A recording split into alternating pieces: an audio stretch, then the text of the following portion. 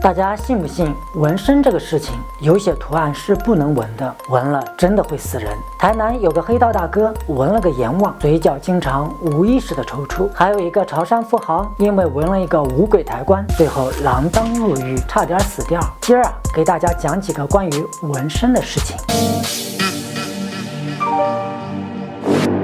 大家好，欢迎回到好奇大象的新单元万象奇谈，我是大象。万象奇谈每周三或周六更新，欢迎关注。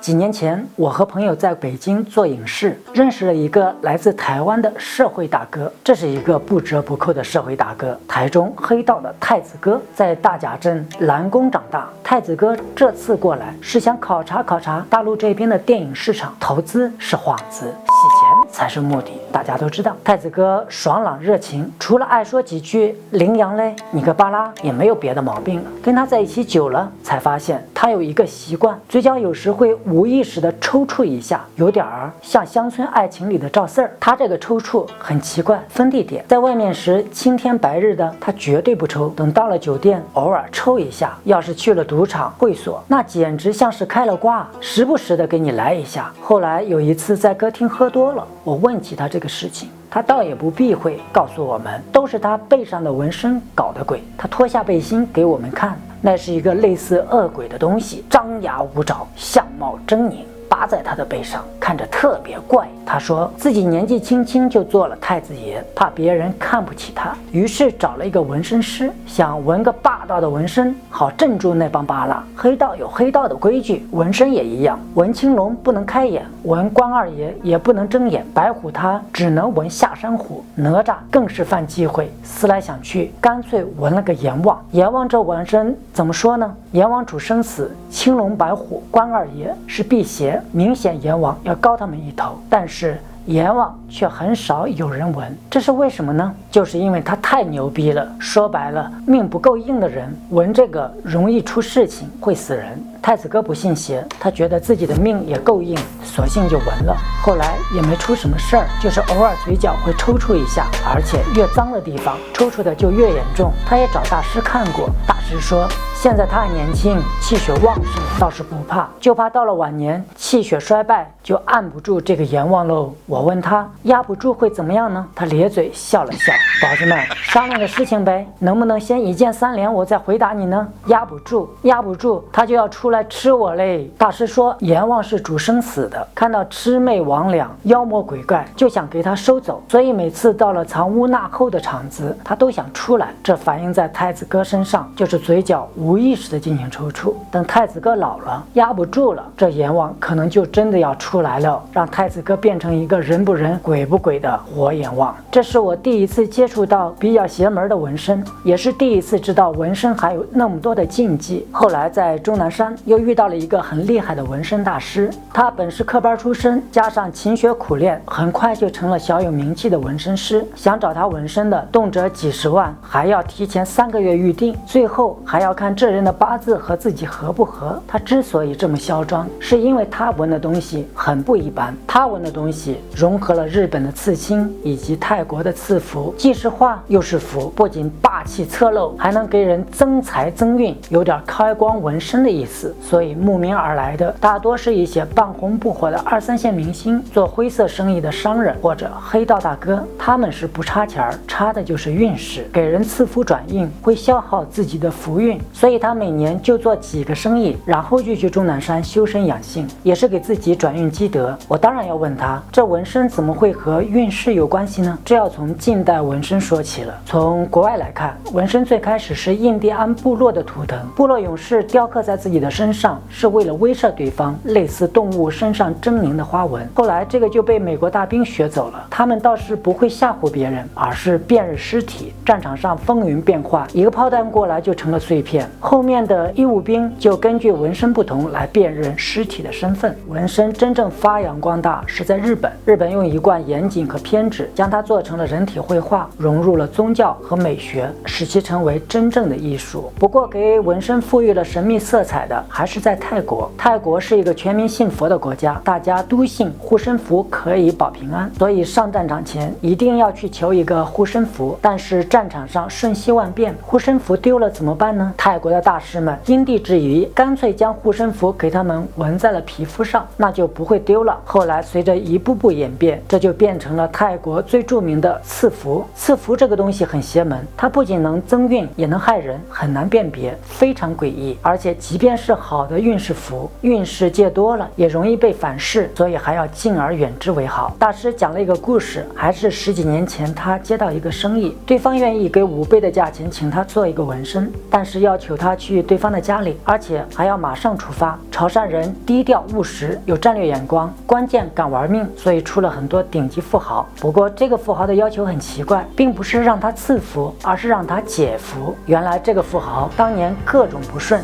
别人都告诉他去泰国找个大师纹身，纹一个五鬼抬棺符，能搞来偏财运，简直猛火喷油，越来越旺。但是这东西很邪门，一般人是不敢纹的。这富豪当年穷的只剩下一条命，还有什么不敢的？他借钱去了泰国，请了一个小破翻译，到处找大师，最后终于在一座大庙前找到了，给他纹了一个五鬼抬棺符。纹身前他有些担心，让翻译跟大师说自己身上的钱不多，但是他可以立下字据，只要自己日后发了财，一定会狠狠地报答大师。大师却摇了摇头，说不要钱。富豪震惊了，让翻译问为什么呢？翻译问了半天也没搞明白，说大师说话很奇怪，说不要钱，只要帮他好好的养着这5小只就可以了。富豪当时虽然觉得奇怪，更多还是兴奋，可以免费获得一个纹身，兴奋的简直就要飞起来了。这个纹身很复杂，足足纹了3天3夜才终于纹好了，而且纹身期间还要念咒施法，非常神秘。好在纹完后，他的财运就像坐了直升飞机，一旺再旺啊！只是生意越来越大了，但身体却越来越差，总觉得背上越来越沉，就像背上背了几个人，有时候半夜醒来，简直压得他喘不过气来。他派人去泰国找那个纹身师，但是那个人却消失不见了，怎么也找不到。他越来越害怕，老想着那个纹身师说的那句话，给他照顾好那5小只。照照镜子，他觉得这5小只像是越长越大了，以前像是个温顺的孩子，现在则一个个咧嘴冲着他直笑，像是在嘲笑他，又像是暗示着什么。大师听了以后也是暗暗称奇，他先是让富豪脱下了衣服，想看看那副纹身。大师也算是见多识广，但是看到那一副狰狞纹身后，也是忍不住倒吸了一口凉气啊！富豪身上密密麻麻地雕刻着各种符文，符文仿佛蚂蚁般大小，紧紧挨着，整体又形成了一幅非常诡异的神秘图案。那是5个小鬼，每一个姿势神态都不一样，他们一起抬着一个棺材，欢天喜地的往前走。这五鬼抬棺其实源自中国民间法术五鬼招财，是要借着法术增加自己的偏财运。这东西不是什么正经法术，看着是增财运，其实是借阴债，日后是要用命来还的。大师心想，坏了，这纹身肯定有问题。他没敢发表意见，赶紧出去给自己的泰国师傅打了一个电话，详细的问了一下。老师傅说他这是被人害了呀，给他纹身的那个人不是什么正经人，算是邪僧，是养小鬼的。他把那5个小鬼纹在富豪的背上，用富豪的精血气运养着。你看富豪现在运势好，那都是买命钱，等这5只小鬼长大以后，这富豪就要死了。富豪听罢，重金请了泰国的老师傅，才拔掉了这5只小鬼。拔掉小鬼的办法也跟纹身有关系，是用一把特殊的刀子，沾着9年的红公鸡血，顺着这5个小鬼的头颅，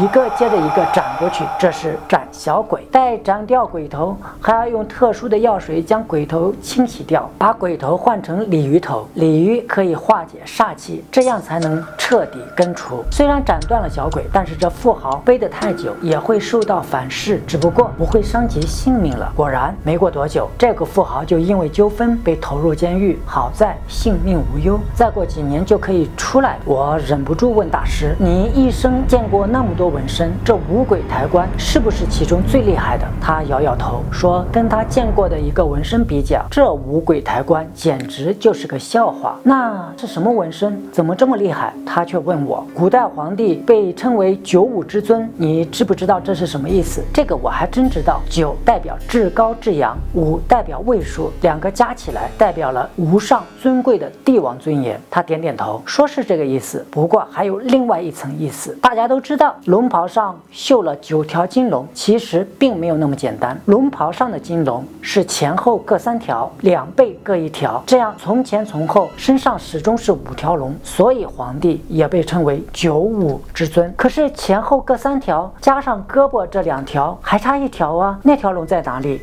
它是被绣到了龙袍的衣襟里，从外面是看不出来的。因为9为极阳极致之数，9条龙是不能同时出现在人身上的。别说纹身，就连皇帝身上的龙袍都不敢这么用。我呀，这辈子看到最可怕的纹身，就是一个人的身上纹了9条龙，简直是天上地下唯我独尊啊！我赶紧问，这9条龙都纹在了哪里啊？他说，跟龙袍一样，前后各3条，胳膊各1条。我说，那不对呀，那才8条龙啊，还有1条呢。他看了我一眼，用一种奇怪的语调说，你还要加上他呀？我不明白，还要算他，他又是谁呢？我还问那个修道的朋友，拉了我一下，示意我不要问了。我想了一夜，始终没有想明白。第2天想找他问个清楚，却得知他早早的就下山去了。朋友们，你知道这9条龙纹在了哪里吗？不妨评论处留言讨论。很多年以后，阴差阳错的，我却遇到了那个纹了8条龙的男人，